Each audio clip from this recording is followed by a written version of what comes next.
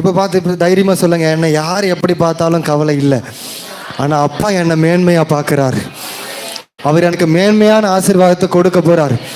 அதுவும் மேன்மையில் பிரதானமான ஆசீர்வாதத்தை கொடுக்க போகிறார். அல்லேலூயா. அதுவும் யாருக்கு கொடுப்பார்? அற்பமாக எண்ணப்படுகிறவர்களுக்கு கொடுப்பார். ஆமே. நம்மளை வேணான்னு ஒதுக்குறவங்களுக்கு தான் நம்மளை தலைவனாக கொண்டு போய் நிறுத்துவார். அல்லேலூயா. மனுஷங்களால் அற்பமாய் எண்ணப்பட்ட இயேசுவை தேவன் என்னவா மாற்றிட்டாரு? மூளைக்கு தலைக்கல்லாய் மாற்றிட்டார். அல்லேலூயா.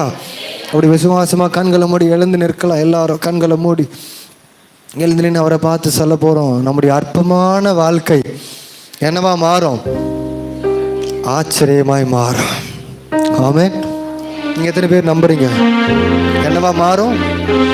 ஆச்சரியமாய் மாற பண்ணுவார். நீங்கள் எத்தனை பேர் உங்களை அற்பமாக நினைக்கட்டும்,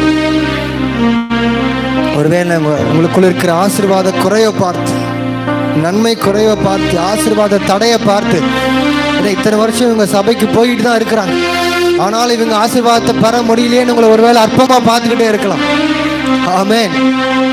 உங்களுக்குள்ள இருக்கிற சரீர பலவீனத்தை குறித்து அநேகர் அற்பமாய் பார்க்கலாம். ஆனால் நம்முடைய தேவன் நம்ம எப்படி பார்க்கிறாரு? மகா மேன்மையான, என்ன அவருடைய கண்கள் மேன்மையான சந்ததியாக பார்க்கிறார். அல்லேலூயா. அல்லேலூயா. எத்தனை பேர் அவரை பார்த்து கையை உயர்த்தி சொல்ல போறீங்க?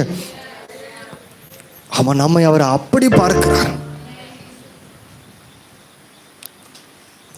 அழகான கண்கள் என்னை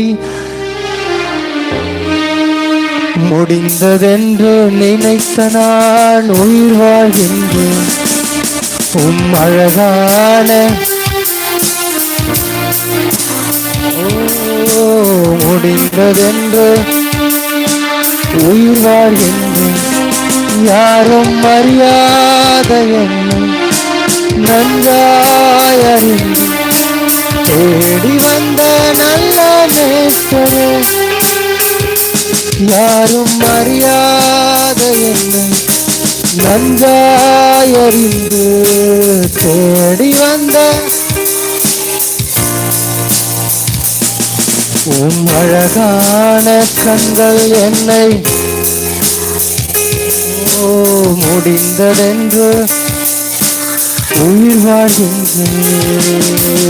அழகான கண்டதாகி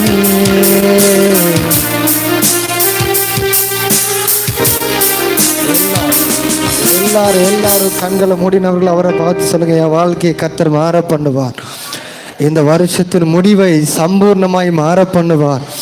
இந்த வருஷத்தின் முடிவில் என்னை நன்மையினால நிரப்புவார்.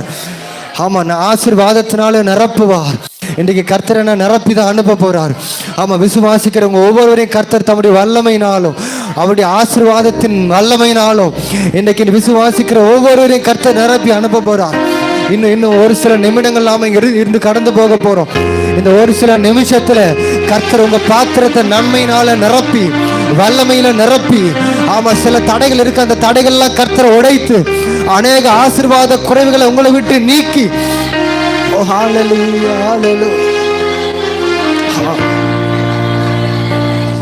எத்தனை பேர் அவரை நம்பி வந்திருக்கிறீங்களோ அவரை நம்புறேன்னு சொல்லுங்க. உங்களை நம்புறேன்ப்பா.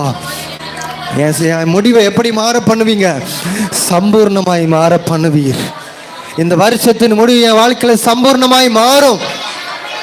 யார் என்னை அற்பமாய் பார்த்தாலும் இனி என் இருதயம் பயப்படாது.